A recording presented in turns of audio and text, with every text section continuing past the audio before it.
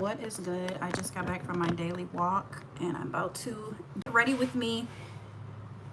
Try to put this ponytail on one more time and get my hair together and my face together for the day. So I wanted to talk about, unless you've been living under a solid rock, what has been in the shade room and everywhere else. And I admit I have been super caught up in it. Oh, I just realized I forgot my my brush. Okay, hold on. I'm gonna have to get up. And I know y'all can already see my messy room, but you're gonna see it a little bit more once I get up. Oh wait, hold on a second. I gotta get my brush.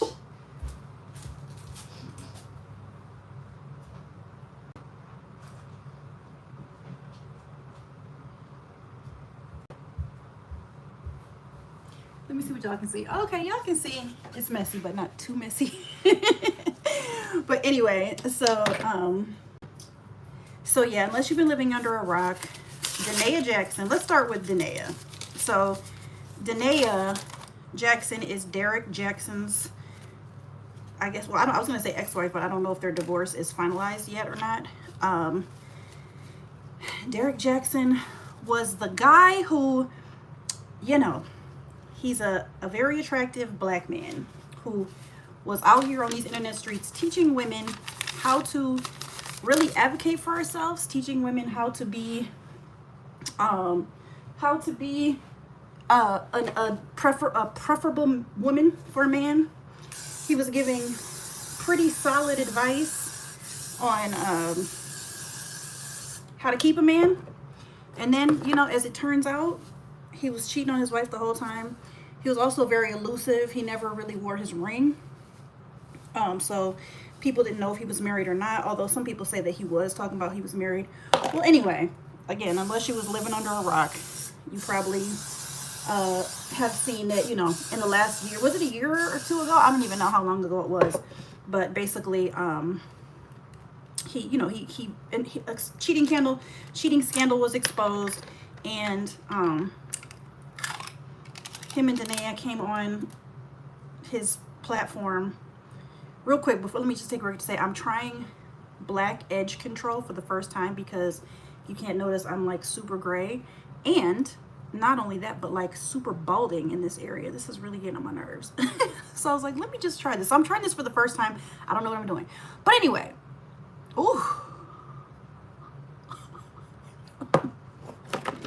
This might be a mistake. Oh my gosh. Oh my gosh. That's why I wanted to mention I was trying it for the first time. Okay, I guess that does look okay now. Okay, actually don't look too bad. I just wanted to cover up the grays, y'all, because, see? Anyway, let me get back to my point. So they came on, and Danae, you know, had this bonnet on, and it looked honestly like abusive. Like the way he was, it looked like he was controlling her. Again, this is old. This is what happened a year ago. And recently she's been in the news again because I've never tried this. I don't know if I recommend it, but if anybody's interested, I got this from the beauty supply store. This is, what is this? It was $3.49. It's called tinted fiber edge control. If you want to try it, I'll link it. But you know, y'all, could it give me some edges? Actually, it does look kind of natural. That did take away the grays real quick. Wow, I'm actually low-key impressed. Okay, anyway, so she's been in the news again because she did an interview, and I'm not sure who the interview was with, so please forgive me. And I've only watched snippets of it, but this is what I know. What I know for sure is that people are already attacking her, because one of the things she said that keeps getting a lot of airplay is she said she knew these women's bodies better than she knew her own. And that she was, somehow he made it accessible for her to see the sex tapes he was making with the women he was cheating on her with, which is just crazy. But she was saying that she was going to their Instagram feed and she was looking at, you know, what they wore, and basically just doing the most. And so everybody has went on attack. So I just watched a couple of videos, some of the commentaries that from some of the YouTube girlies I follow.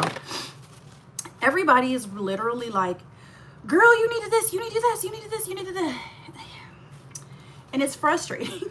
It's frustrating because, number one, it's very obvious that people who go in on her have never been trauma bonded. I'm saying this as someone who was extremely trauma bonded to my narcissistic ex.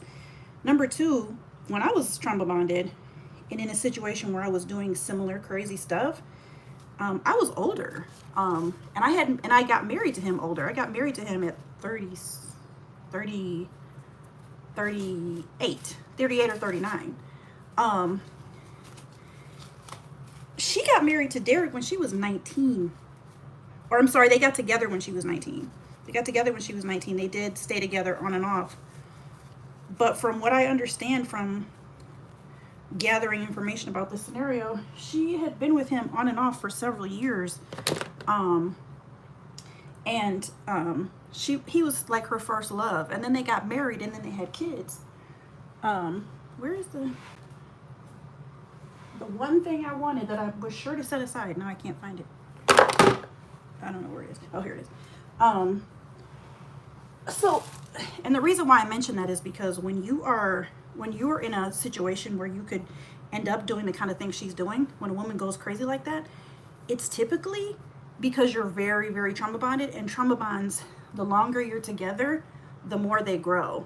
The deeper the trauma bond, the deeper the abuse, the deeper the lies, the more they can like balloon, the trauma bonding balloons out of control.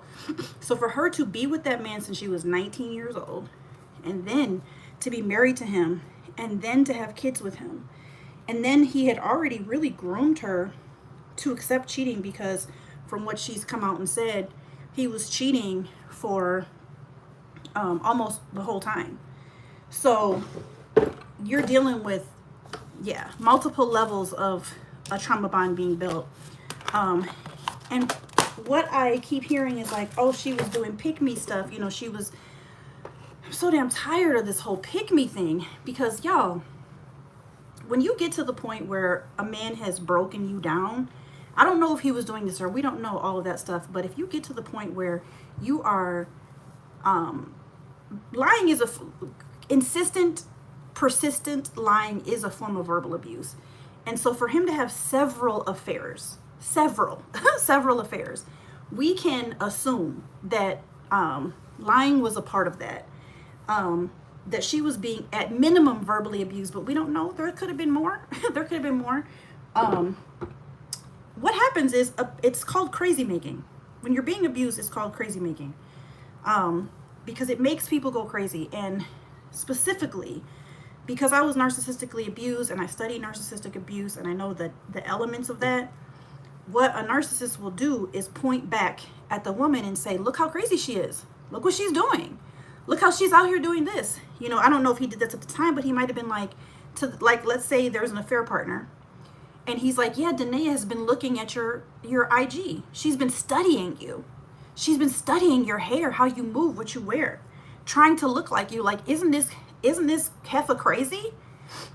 Dang, she's so crazy. I don't know what to do with her. She's crazy. She's lost her mind.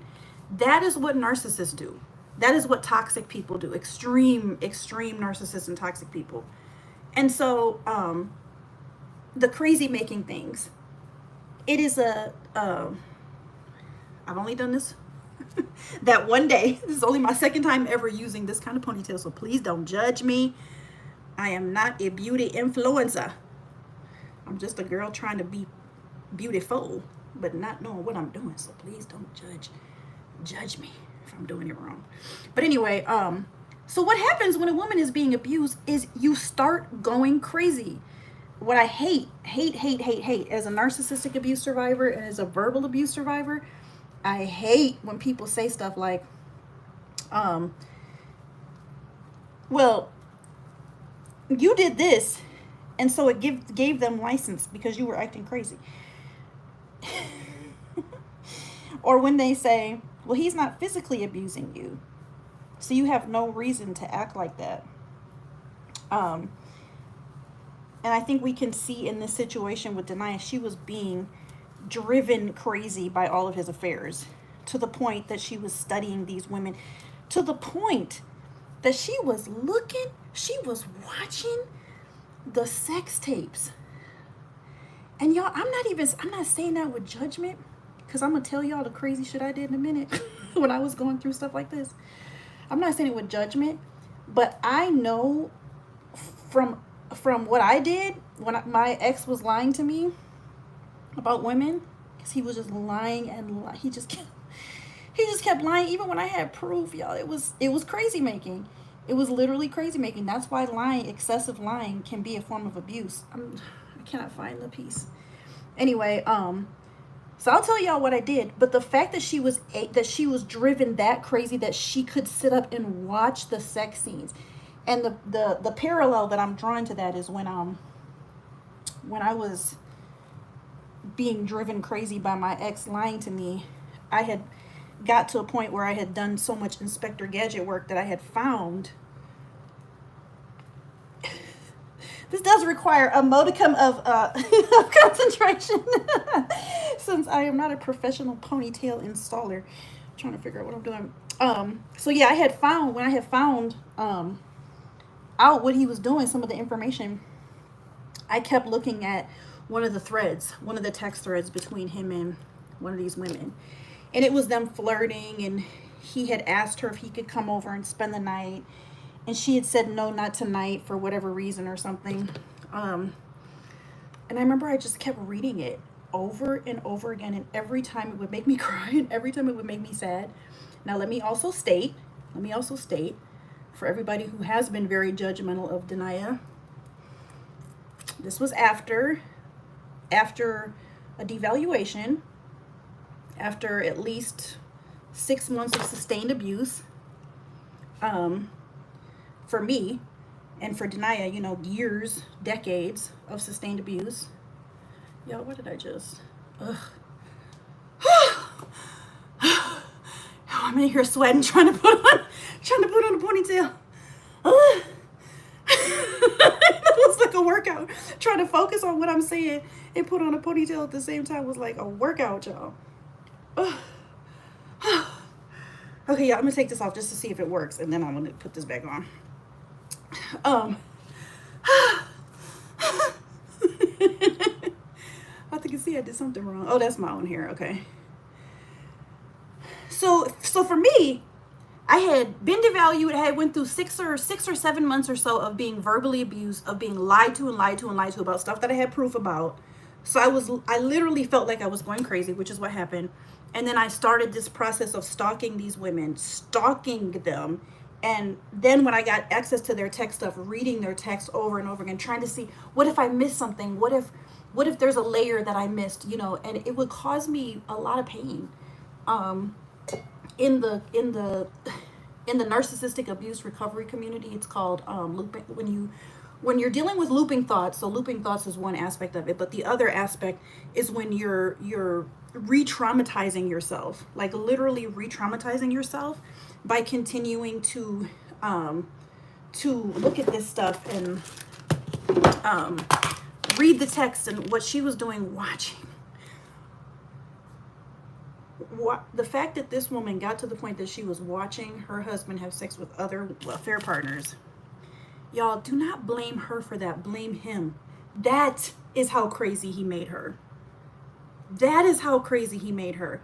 And somebody might be like, Grace, you're putting all the responsibility on him. I'm not putting all the responsibility on him, because yes, even as a woman who's been through woman who's been through domestic violence, yes, we do need to take responsibility for ourselves.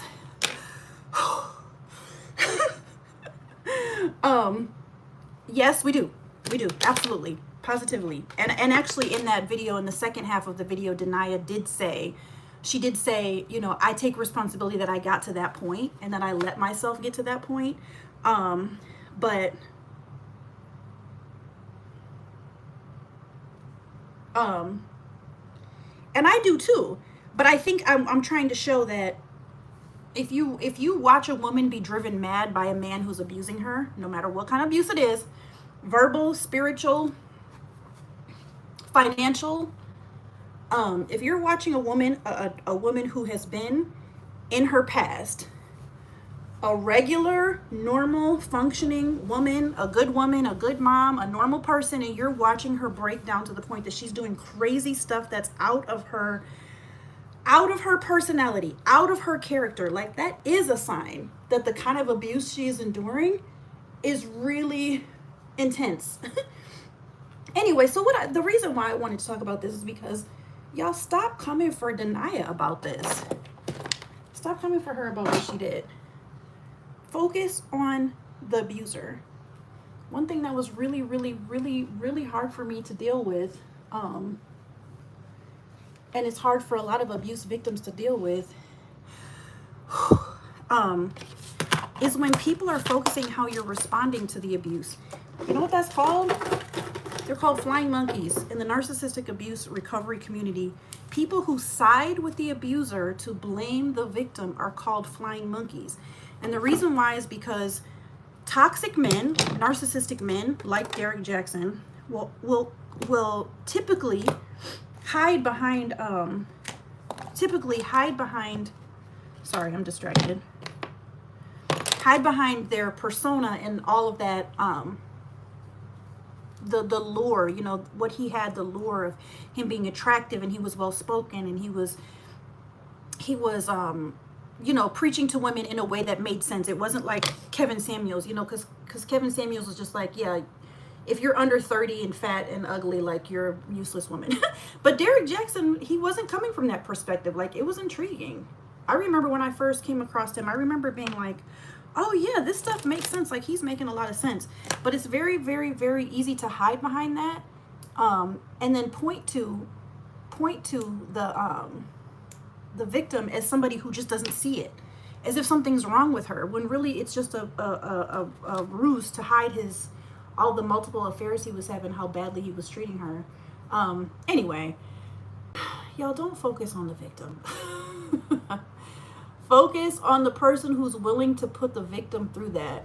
There was no greater time this was proven to me with the flying monkey thing. Where in the F is my actual tweezers at work? Right now, I'm going to throw these away because these are broken. I want to stop thinking that I have tweezers when I don't have tweezers. Okay, there. Oh, this hair is making me hot. This hair is making me hot, y'all. I'm about to go full on. Full on. Full on bonnet, because the hair it's touching my back and it's making me hot. And I got the air on already. It's a hot day. It's like 80 degrees. So sorry, y'all. Y'all got to get the bonnet life until I'm done with my makeup because it's hot in here. Anyway, so this happened to me one time. Not one time, but so, you know, I'm in this situation, enduring really intense narcissistic abuse, enduring very intense verbal abuse, having my ex, the way, y'all, I wish I could describe. There was like 4 or 5 traumatic things he was doing, besides the narcissistic abuse, besides the verbal abuse, besides lying to me about these women. He had also became antagonistic towards black women. He became a misogynist. He became antagonistic towards me and my kids. It just was like a full, he, you know, removed sex, removed affection, removed compliments. My trauma bond was very, very deep, y'all, is what I'm trying to say. And I was trying to get out, like a lot of women who are in domestic violence, you're trying to get out. It's really hard, especially when you're trauma bonded. For me, financially, I couldn't leave until I got a job. But anyway, so here's where this played out one time. So I started trying to ask for help because I thought, well, maybe in the meantime, like maybe while I'm trying to get myself together, trying to get money, trying to get like just right in my head, because I felt like I was losing my sanity. Excuse me. I should have brought a water bottle in here. Damn it. Anyway, I thought maybe in the meantime I could get some family members to help, like some of his family members to help him see, like, the way that you are treating her is violent. It's so violent. Like, this woman is losing it, y'all. I was losing it. the stuff I was doing was absolutely crazy. Actually, before I tell y'all that story, let me tell you what I was doing, because everybody want to talk about Denia being crazy. I'm like, that girl was not crazy. She was just trauma bonded, y'all. She was so trauma bonded. And she loved her family and she loved her husband, and she thought that she probably thought, this is my assumption, she probably thought she could get him to at some point repent and be normal again. But which I thought I could do too. And y'all, I'm a smart person. I'm a smart, educated person who loves myself. I'm well aware that I am a smart, educated, wonderful woman, but domestic violence will break you down. It will break you down. And Denia was broke down. She was broke down. She was driven mad. But anyway, so when people are talking about what she did, I'm like, that ain't even that crazy if y'all knew what I was doing. When I look back, y'all, I was doing crazy stuff. I'm trying to think about what's the craziest of all the stuff I did. Maybe one of the crazy things I did was, so once I found one of the woman's phone numbers, that he was lying to me about. And I won't go into the whole story. Actually, if you look on my channel, I do have like the 6-part series of everything I went through with my ex, which somehow I filmed 6 hours of that story and still left stuff out because I filmed it, I think, too close to us actually being married. But anyway, so I'm laughing about it, y'all, now because it's been some years. But also because, yeah, it just shows what will happen when a woman gets pushed. So one of these women, I found out about her, and I found out that they had a date that he had been lying to me about, and I knew he was lying, y'all. My intuition was telling me he was lying, so I kept researching, and I kept giving him the opportunity, like, if you just tell me, like, I will probably stop the researching process. But he kept lying. So I found the text messages. And actually the fact that I found out that they went on a date the night that he kept lying for months that they didn't, I was so stressed and so upset and so frantic that it sent me into labor. So I had our daughter 3 weeks early, actually. I like literally was hyperventilating and I went into labor after I found out, and not even after, like during finding out. I found out at like 1 or 2 in the morning. I started hyperventilating. I started not being able to breathe. He was sleeping in our room. And it was like all these thoughts, like, I don't know if it was just a date. I don't know if it was just a movie. I don't know if they slept together. I don't know how long they've been together. Have they been together? Because at the time, my ex-husband, he had like his own place in Chicago because we didn't live in the same state. He was living in Chicago half the time and living with me half the time. And we were married, and this woman worked at his job and lived in Chicago too. So so my brain was going crazy, like, oh my God, all of this time I've been wondering, what is this man doing to me? Is he cheating? What happened that night that he said he lost his phone? And I just didn't know. And the not knowing actually is what drove me more crazy. And so that's why I went into labor, because it was pretty scary. Like just realizing you don't know somebody, I think, yeah. But I also found other things with other women too. Y'all, it was a whole mess. So I went into labor. So we get to, and just FYI, I still had thumbprint access on his phone. That's back when iPhones had thumbprint access, and he gave it to me to show that I could trust him. Okay, y'all, what he did was, I'll show y'all, tell y'all the scoop. What he did was, when he was in Chicago, he would have all his little interactions with his little flangs, and then he would come home. I noticed this when he came back when he came home, he would sit out in the car for a little while before he came in. I never really asked him what he was doing. He was deleting all the text threads. And then and that was the only thing they had was text threads. And then when he came home, he would go to sleep. I started mistrusting him pretty early on because my intuition, and I'll do my little thumbprint access. There was never anything. So that was part of the reason why I was like, just believe him, because there's never anything. But the one time that we met at a bank, this happened like about a week before I had our daughter. We met at a bank. He just came into town and we met at a bank, and the banker, we were sitting there because he was going to put my name on one of his accounts. We were sitting there and the banker asked him a question, and he opened up his phone and he hadn't had a chance to delete the thread with him and her yet. And so I saw it. And then he like really quick, like, blah, blah, blah, got it away. And by the time we got home, that thread, that text was long and deleted. Honestly, if that hadn't happened at the bank, I probably wouldn't have gone searching that night I went into labor. But anyway, so let me tell y'all the crazy thing I did. So we're at the hospital. I am, you know, this is not a laughing matter at all, y'all. I was hysterical. It was really sad. It was very traumatic. Like I'm making it seem like this was funny, but I was very, very traumatized giving birth to our daughter with that knowledge, and then not even being able to tell him. I didn't say anything to him right away because honestly, I was too scared. I'm not exactly sure, but I called one of my friends and I told her, and she was like, don't bring it up to him right now. Like, just focus on having the baby. Like, you're literally in labor. I was bleeding, and I was bleeding like bright red blood, which is not usually a good sign when you're in labor. And I think my water had broke. So she was like, don't worry about him right now. Like, just focus on you and keeping this baby girl alive.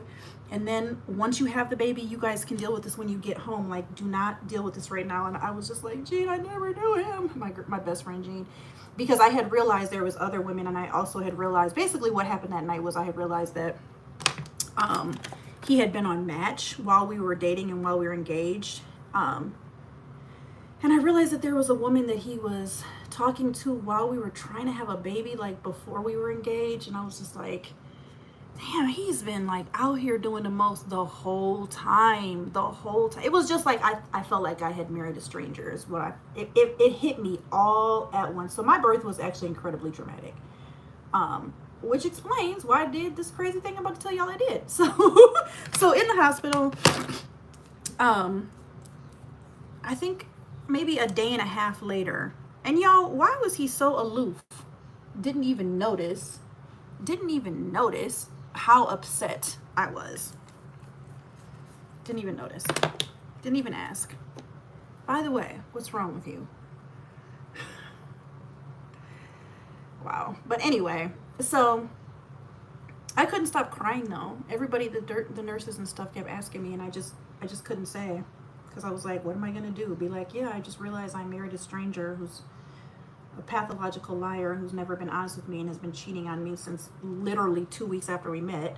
But anyway, so while we were in the hospital, I'm nursing my daughter, a day and a half old, and I went through his phone and I found her number. Actually, no, I didn't find her number. I knew from the bank that her name ended in EA. And so I went through every single contact in his phone, looking for, this is like overnight in the middle of the night, looking for someone with the last letters EA, and found it. And there was probably 5, I think. So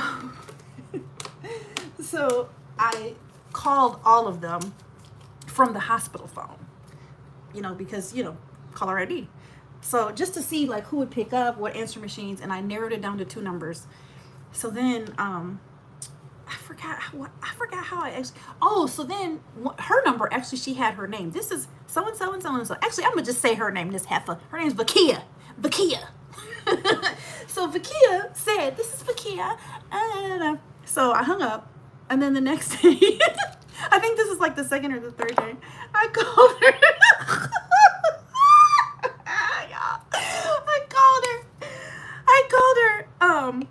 He went out to install the car seat.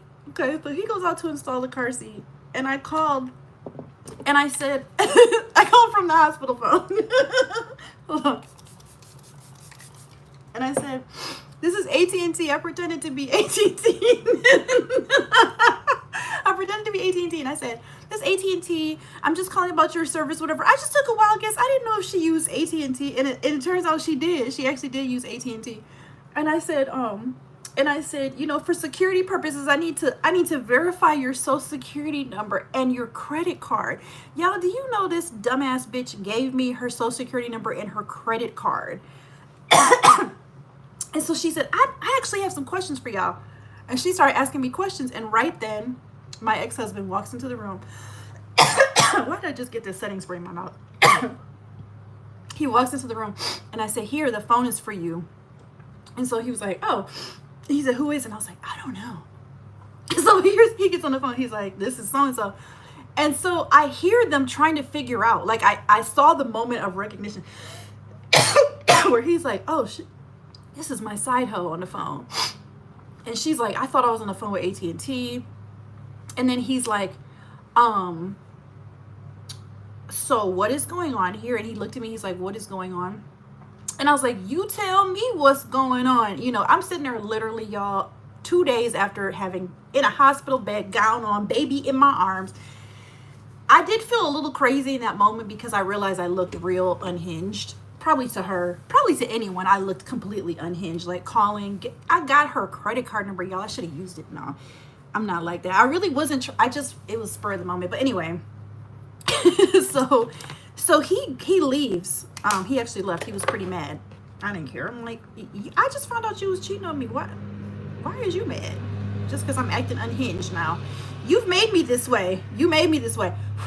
And let me just say again, it is always our responsibility to control our responses, but do not underestimate a woman who has been in a domestic violence situation or who's been chronically lied to and what they will do when pressed into that situation. So from what I gather, from what I understand, he actually, when he left, he actually called her. I could tell from the phone records that they talked for like 3 minutes. So he came back in and what he told me was that he called her and he apologized on my behalf. And at that moment, I just said thank you or something like that. Like, honestly, now in hindsight, I wish I'd have been like, don't apologize for me. Apologize for you. But that's just really the start of the crazy things I did. I mean, I created fake profiles. I catfished some of these people. Yeah, I went nuts. I went absolutely nuts. And I'm a normal person. I swear to God. I'm a normal person, y'all. I think sometimes when people judge victims of these kinds of abuse or multiple affairs, they just really don't understand what it feels like to be pushed to that limit. And how crazy you'll get. And I also want y'all to know, I'm not advocating for what I did, what Denia did, what other women do when they're pressed like that. I'm not advocating. I'm not saying you should do that.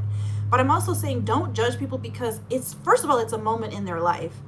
And I mean, you can tell me if I'm wrong. I don't feel like most women keep repeating that pattern once they've got to that point with someone when they've been in a domestic violence situation. Like, I wouldn't do that again. Like, I learned from it, you know? I would never let a man push me to that point again. But I had never experienced anything even remotely close to what he was doing to me. Not even remotely close. So there was no precedent for it. There was no precedent for me to act that crazy. For me to get to the point where I was doing what I was doing was insane. Like creating the fake accounts and stuff. There was a part of me that was like, what are you doing? So there was a part of me that was, that was feeling like the accountability. But I was also like, I have to know. There were some things I just felt like I have to know. I wonder if Denia was to that point too, like where she was just like, I just have to know. I have to know what he's doing. I have to find out. I have to know what these women have that I don't have. And then the other one that's being talked about lately, this is kind of in the same vein as Bria Anderson. Her husband is, I think, Josh, I don't know. I forgot what his name is. I think it's Tim. Yeah, I think it's Tim Anderson. He has been cheating on her. Got makeup on my mouth again. With this Instagram model, I think, or hair model, I don't know. Deja, I think her name's Deja. And again, I'm seeing people come after Bria. I'm like, this man is literally having it. He had a baby with Deja. He literally had an affair. Had a baby with Deja, and then Deja called him out on it. Which if you're gonna sleep with a married man, she knew he was married. What she said, what I saw, because y'all, I got very hooked into this story. That's why I'm making this live. I got very hooked into the story. Basically, what happened is Deja, they had a baby. I think he's like a month or two old, and then Bria posted something like, let's just say, I don't know what it was, but our happy family. Okay, so Deja came out and said, Bria, stop this narrative. Y'all haven't been together for a long time. Tim told me that y'all were only together for image, but he lives by himself. He doesn't even live with you and your daughters. So apparently Tim and Bria have 2 daughters together. So then she was like, stop with this narrative. And then she starts posting mad receipts of her and Tim. She said he was with her the whole pregnancy. He was with her when she gave birth. She was like, I'm not a sneaky link. Nothing's been done in secret. Like, we're together. Y'all aren't together. Stop pretending y'all are together. ooh, it got messy. And then Bria came out and was like, you know, like, y'all need to respect my privacy. She's a known side hoe. This is my family. And then Tim has just been posting just a hot mess of craziness. He's just been like, yeah. And then he posted something for his wife's birthday. That's kind of beside the point. But the point is that Bria has been posting stuff after all. This is like in the last 2 or 3 days, y'all. 2 or 3 or 4 days. Wait, who are these people? These are random, like Tim. So Tim Anderson, he's a Major League Baseball player. His wife, I don't know if she's a celebrity in any way. Deja, the side chick, is a Instagram model / hair entrepreneur. The other people, Derek Jackson, who I was just talking about, Derek is a very, very, very popular motivational speaker who speaks to women, ironically enough. And then his wife, ex-wife, or divorcing wife, was not, she was like the businesswoman. She was not a celebrity until the affairs came out. So these are all kind of like random people. They're superfluous to me. But what I noticed in this past week is that people have been going hard in on both Deja and Derek Jackson's ex-wife, Danae, and Bria Anderson, the wife of this Major League Baseball player who was exposed to have an affair with his side chick, Deja, and a baby, while he has a wife and 2 kids, okay? So Bria posted something like, please respect my family's privacy. I you know, I don't want to put this on the streets, and I don't want to deal with this known side chick or whatever. So then Tim posts something corny for her birthday, and she reposted it with like a little heart, like, oh. And people are going in on Bria and Danae. Oh, I know Derek and yeah, the whole situation. Here's what I want to know, the tea, right? Well, I can tell you the tea because I have been keeping up with this stuff like it's the young and the restless, y'all. Like, I have really been, especially the Deja and the Deja Bria story. I don't know why, but it just has been kind of fascinating. But anyway, but the thing is, y'all, so everybody's been like, Bria, she's such a pushover. I can't believe she's saying this. I can't believe she reposted that. I can't believe she's doing this. I'm like, look, her husband just cheated on her. It just got exposed, and he got a baby. He got a baby with his side chick. How do y'all know what's happening behind the scenes? Do y'all know? Not y'all, because I think y'all know. But so many women, and I did this too, when you're in a situation with somebody who's either cheating on you or abusing you, there is a time frame, especially when you're married. People forget this who never been married. When you're married, you have to separate everything. You have to figure out who's going to live somewhere else. You got to have moving trucks. You got to separate bank accounts usually. You have to figure out custody. Sometimes if you're fighting about it, you got to go to a court and do that. Like, divorce is not one day I want to leave this man, the next day you're gone. Like, there's several intricacies that need to be pulled apart. And a lot of times, y'all, a lot of times, women are planning and plotting behind the scenes because they know if they do this out front and up front, the man is going to lose his ish. Especially if it's an abusive man, he might become even more abusive. And like, I was plotting and planning to leave well before I did, well before I left. I wasn't telling nobody. You know what I was posting? Oh, look at these flowers he sent me. That's what I was posting. Because it was for him. It was for him to think that everything was normal and everything was fine. So everybody's going in on Bria like she's so dumb. She's so dumb. She's so dumb. And I'm like, how do y'all know she ain't pretending? How do y'all know how y'all know she didn't meet with a divorce lawyer yesterday in secret? How do y'all know she's not just putting up, acting like, oh, I forgive him because she about to take him to the mother effing bank? She could be. We don't know. And honestly, it could be. Maybe she's not. We really literally don't know. But people are like going in on her based on her reposting his weak ass birthday message he sent for her, which it really was terrible. It really was terrible. I was like, yikes. In light of everything, it was very much like, it actually never said I love you. It just said, yeah, it was just bad. It was one of those like, I'm happy that you're willing to keep quiet and support me while I have my affairs, is what really honestly what it sounded like in the end. But anyway, but again, let's just say hypothetically speaking, because what I think is that she's planning and plotting behind the scenes to leave and take him for his money.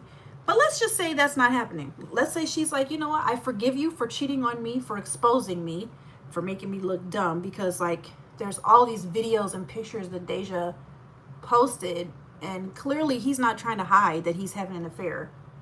I mean, so many videos.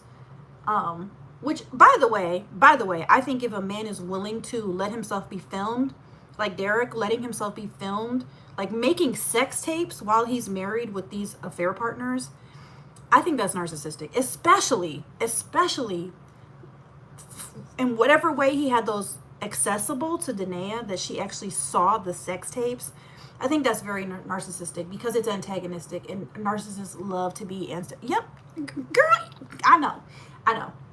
Narcissists love to be antagonistic. So the fact that Tim, now I'm talking about Tim Anderson had all of these videos, pictures. I mean, Deja has been posting receipt after receipt after receipt. Like, this man has been with me. She actually even posted videos of him and her son from her previous boyfriend. And it's like, he wasn't trying to hide. He wasn't like, let me respect my wife enough to, even if I'm gonna have an affair, like, keep it on the low. He wasn't even doing that. And so, you know, it's just a sign of blatant disregard and disrespect. Not just that an affair is, but especially if you're a public figure. He's a Major League Baseball player, and he's black. There's like 2 black Major League Baseball players in all of the MLB. Like, of course, there's going to be some interest and curiosity in him, even more than NBA player or NFL player, just in my opinion. Anyway, so he's clearly embarrassed her. But let's just say, even though all that is true, she's still willing to work on the marriage. I still think, and y'all can call me crazy, I still think we shouldn't be going in on her, because when a man is antagonistically abusive like that, and multiple affairs, having whole other families outside of your family, is abusive. That is abusive. I think we need to first redefine what abuse is, because again, anything that is antagonistic and crazy making is abusive, because it is actually giving you brain damage, and brain damage is physical. I don't care what nobody say. Brain damage is physical, and it's harder to heal from too. If he were to punch her in the face, it would hurt really bad, and it'd probably be traumatizing, but it would still heal in a day or two. Or not a day or two, maybe a week or two. But when this woman realized that her whole life has been a lie, that this man has been out here creating a whole other family, taking pictures and videos and making a baby with another woman, and now it's on the internet, and now this woman is antagonizing her in her Instagram comments, yeah, that's abusive. That's emotional abuse, FYI, y'all. So let's just say, though, that she still wants to forgive him. Let's just say, we don't know, but let's just say she still wants to forgive him. I still think, do not go in on her, go in on the man who pushed her to that level, that she's that trauma bonded. If she does want to stay with him and work on it, I think that's a pretty clear sign of a trauma bond. In my professional opinion of doing narcissistic abuse recovery coaching for only a year. But in that time, I learned a lot about trauma bonding. And especially, like I said, for those of you who don't know me, I was severely trauma bonded to my ex. Severely. In a way that was, frankly, just frightening. And it was frightening to people around me too. Like, what is going on? What in the world is going on? What has this man done to you that you are acting this outside of your character, this crazy? Sometimes... And after I'll just say this, after I was actually in that position where after I found out about the woman he had messed with, not even slept with, but I think they were just flirting while we was trying to have a baby. Then there was another one who he took out on a date and lied to me about forever before we had the baby. Then I found out about another one who I didn't know anything about before, but I found out about her later, like when my baby was like a month or 2 old. Y'all, I'm so sorry to say. There was a point where he did his, I'm so sorry, I really love you, da da da da da, and I still was like, if we work on it though, we can work on our family. This was after me knowing that I had been verbally abused, after knowing about affairs, after him being antagonistic to black women, y'all, I still, it's embarrassing to say, but I'm like, it happened. That's what happened. And I need to learn from it. And I need to help other women see it actually is, if you're dealing with someone who is really very manipulative and a pathological liar and is willing to harm you like that. And also for me, like as someone who had been violated and abused as a child several times, and also was a sexual assault victim and a rape victim, like when you've been through stuff, you're more vulnerable to going through it again. And that was me, and I've learned from it. I wouldn't say, oh yeah, I would do any of that again. I wouldn't, of course. But y'all, don't ever say never. Don't ever say never. I forgot what I was saying. Oh yeah, I still, even though I knew all that stuff, and he said he was sorry and he would do better and all that stuff, I still went back, and I never left, but I went from telling him I was leaving to forgiving him and trying again. We're going to go to couples therapy now. We're going to figure it out. And if, let's just say Bria Anderson is doing that, I still don't think that we should come for her. She's a woman who married someone who she thought was going to be faithful to her. She has 2 little daughters with him. We don't know what she's trying to preserve, or what she thinks, or what he's lying, or how he's treating her behind the scenes. We just don't know. And I think what we need to do is ask for accountability from the person who's doing that. Always, always, always focus on the abuser and not the victim. I'm going to preach that till I die. So, oh yeah, I never told y'all what happened when that happened to me. So basically what Bria and Denaya are going through right now is people going nuts about how dumb they are. Actually, Deja too. People are going nuts on Deja. And Deja, I'm not talking about her because she is the one who chose to be in a relationship with a married man. And I get it from the perspective of, if he lied to her and told her, like, yeah, I'm married, but we're separated. But, we don't know if that's true. We don't know if that's true, because it's a very convenient cover-up when you choose to have a baby with a man who's married. It's very convenient for her to say no. We don't know. So that's why I'm not talking about her. But people are going in on her too. I'm mostly talking about the people who are the very clear victims of abusive, narcissistic, toxic men, which is Bria and Denaya. So yeah, so what happened with me with that, I got completely lost off track, is that I started, when things got really, really, really, really, really bad, things got really bad to the point that I was going crazy. His abuse was out of control. It was just, I was literally calling his brothers, his dad, asking for help. Like, please, like, I don't know what to do anymore. I can't move out. I'm stuck. And finally, one of his brothers started talking to him about it, and I could see that the shame that was causing was actually creating some motivation for him to change. So, it made me want to, like, expose what I'm going through. And I don't remember, like, the exact timeline. He's sick and disgusting. People love to get on the woman as if they're not the one being victimized. Yes. And that's actually what happened to me. So what happened to me is, I don't remember the exact timeline, but there was a point where I was like, I'm ready to expose this. Oh, I know what happened. I won't go into that whole story because that's a whole other story, but I learned something. I learned something disturbing about him. Another disturbing thing. And I realized I wanted to expose this because I was leaving, and I didn't want anyone to think that, I don't know, I was sick of being the doormat. I was sick of being blamed. So I wrote this long email. I wrote this long email explaining what I had been through. It was pretty long, y'all. It was a good 2,000 words. It was a long email. It took me a month to write it, like, because I kept editing, I kept going back. I wanted to be sure the whole story was out. Well, anyway, once I sent it, I sent it to a lot of people in the family. Like, look, y'all, this is not going to be done in secret. Like, I have been going through a living hell over here, and y'all don't know the extent of the hell that I have been going through.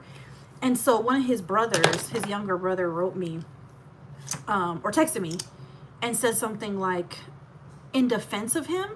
And I was like, you've got to be kidding me. Like, how could you look at an email like that and still say something in defense of him? Like, what in the hell is wrong with you? And so that little brother's wife called me, and I don't know what I thought she was going to say, but I was at work and I could tell she was upset. She said, hey, Grace. I could tell she was really upset and like breathing heavy. So I was like, hold on, let me just step outside. So I step outside and I say, hey, Shantae. And she says, everything is not about you. Everything is not about you. And she starts going in on me about how everything is not about me. And I'm like, what are you talking about? And she's like, I read your email. I read the text that you sent my husband. I was like, do you understand that I am like literally going crazy because I've been the victim of so many different kinds of abuse? Like, I'm literally going crazy right now. And you're talking about everything is not about me. And she starts yelling at me. And she starts going in on me. Oh, my battery's dying. So she starts going in on me. And I'm like, this is so bizarre. So what happened was she basically became his flying monkey. She decided to, and this will happen a lot. It's really sad in domestic violence situations. She decided to side with him because I was going crazy. Because I had sent this email. So that was proof that I was going crazy. You know, when I look back on the email, yeah, it was hella long. Yeah, it was probably not a great idea for me to send an email to my abuser's mom and dad and brothers and family. I mean, I sent that email to everybody like, look, you're not finna abuse me no more. It's not finna be in secret. Like, I sent that email to like 12 people. Because I'm like, no, you have done the absolute most to me and I'm losing my mind. And if I jump off a bridge, I want people to know exactly what happened. But I got painted as crazy for sending it. I got painted as absolutely crazy. And you know, that's why I'm defending Bria. That's why I'm defending Denia, because when a woman gets pushed to a breaking point, she will do things that is perceived as crazy, because abuse is crazy making. When you get lied to like that, cheated on repeatedly, and I'm not even saying all the stuff that happened to me because I don't even want to put it on the internet, because we do have a child together. She'll know some of this stuff, but I'm not going to put it all on these streets. But it was some crazy stuff. It was some real crazy stuff. And yeah, so I sent a crazy ass email to a lot of people. And because of that, I lost support in some of those people. And they became his flying monkey. Completely lost their support. I really, honestly, kind of was like, yeah, it was perplexing. I was so hurt. I was so hurt too, because I could see on various social media stuff, Shantae, if you notice, the only people whose names I'm using are people who acted butt ass crazy. Vikia, Shantae, I could see her writing stuff like under his posts about me being crazy, about me losing it. I'm like, you are literally siding with an abuser. You get that, right? Like, you understand that, right? And I think when people are saying stuff about Bria and Denia, they don't understand that you're siding by doing that, by attacking women in their crazy responses to being, to being incessantly lied to, cheated on, abused verbally, maybe even narcissistically abused. You're literally siding with the abuser. That's why I'm trying to like really flesh this out. Don't blame victim.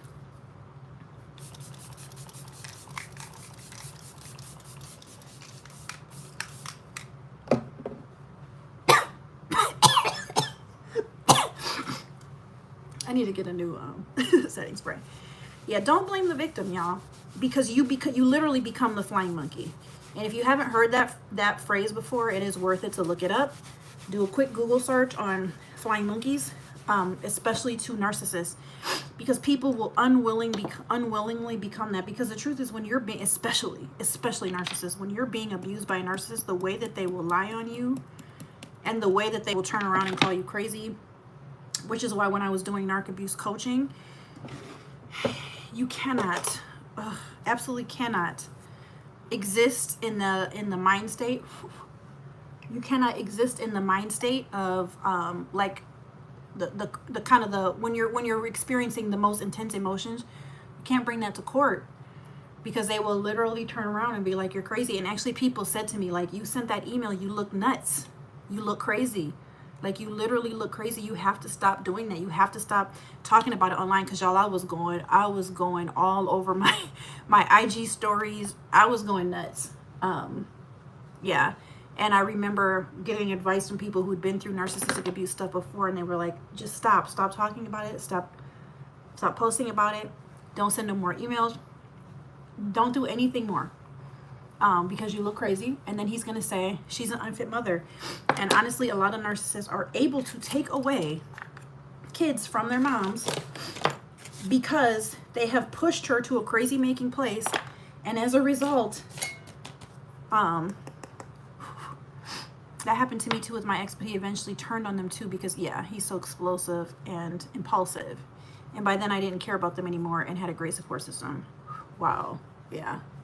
Yeah, that happens to a lot of people. Yeah, well then they realize later, oh yeah, he really was abusive and horrible.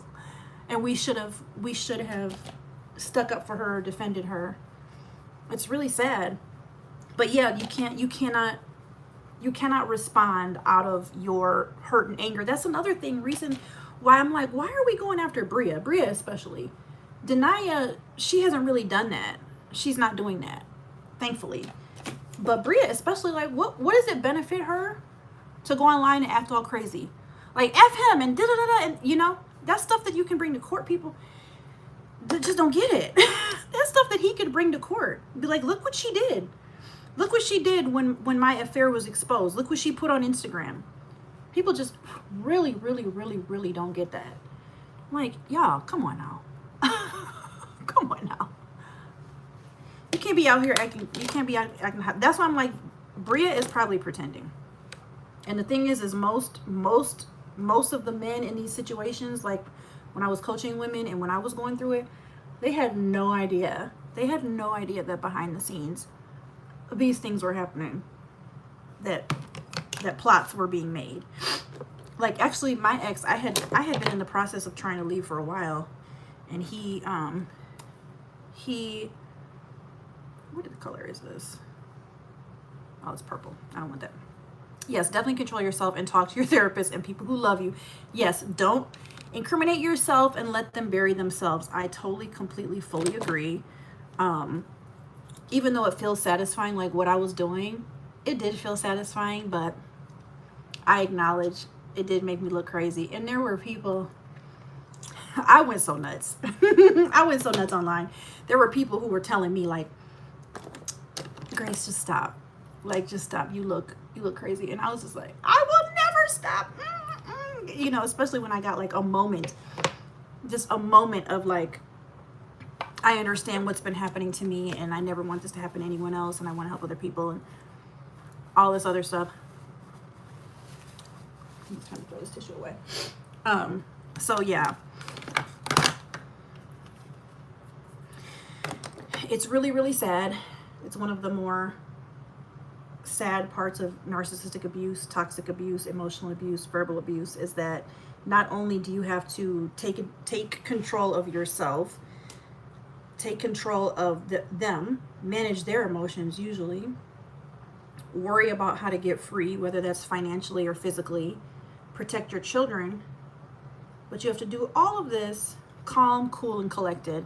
Otherwise you get called crazy and out of control, while you might actually be that, or while they're turning against you. Like, I have a friend right now, I won't go into too much detail, but basically her ex is saying stuff like, well, you think the courts are going to let you keep our children when your mental health is the way it is?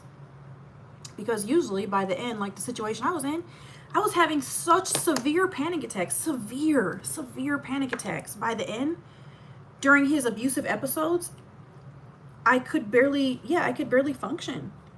I could literally barely function. And that's very common, especially as after the result of being in a domestic violence situation. You're, especially if you've developed complex PTSD, and I believe that I had complex PTSD already, before my ex and I got together, but it got so much worse, like so much worse while we were together. So I was having these horrible panic attacks, where I actually went to the ER a few times because I was having chest pains like I was having a heart attack. And one of those times he was out and didn't even care. Didn't even care. We had a baby, but I had older sons, so they were able to stay at home with her, and I'm literally in the hospital and he's out with who? God knows who. I don't even know. In Indiana somewhere. Yeah, so, and then I actually, because I went so nuts, I went a little crazy too. Yeah, it happens when you get abused. You live and learn. Exactly. Like, yeah, it's really, it's really, really hard. I'm so glad that by the time we went to court, there was some months that went by. I did not go crazy in court. I did not, like, I hate to even use that phrase, but I didn't like, show my emotions or what I was going through, in that situation in any way. But I'm really, really glad it was sometime later, because there was a whole time where I couldn't work. And I remember him trying to use that against me. He was like, you know, you're so depressed and you're so mentally ill that you can't even work. And I was just like, you did this, like, you have pushed. He was, yeah, my post-separation abuse was really bad. It was really, really frighteningly awful. So when he turned it back around on me, I'm like, that's some cruelty. That's some real cruelty. Okay, y'all have sat with me for an hour. So now you can see I gotta work on this line because my foundation is too dark. I keep hoping, so this was my foundation from last summer, and I keep hoping that I'm going to that I'm going to tan into it, but I have not tanned into it yet. But see, it blends out quickly. But yeah, y'all, that little black edge control wasn't too bad if you was here at the beginning, because I sure do have a bald spot right here and right here, and it really did. It really did something. I don't have no baby hairs, but that's okay. I don't feel like I need baby hairs. Thank you for joining my get ready with me. Feeling cute. I need to get dressed, and then I'm going to film 2 other things today. So yeah, I'm feeling very talkative. I'm not sure what time it is. Let me get my real hairs taken care of one more time, because they keep coming out. See? Wait, is that my real hair or is that the... Yeah, that's my hair. Anyway, y'all, have grace on women who have been endured and what they're doing. And just know that behind the scenes, I bet you $5.50. I bet you $500.50. I bet you that both Danae and Bria will get theirs. I bet you. And they cannot put that stuff all over the internet. And if they put things in support of their exes, just know it's probably pretend, because they probably have some smart people. There's probably have some really smart people on their side helping them to know what to do. So I did the same thing. Okay, feeling cute. I'm ready. I mean, I'm gonna get dressed, but you know. Bye, y'all.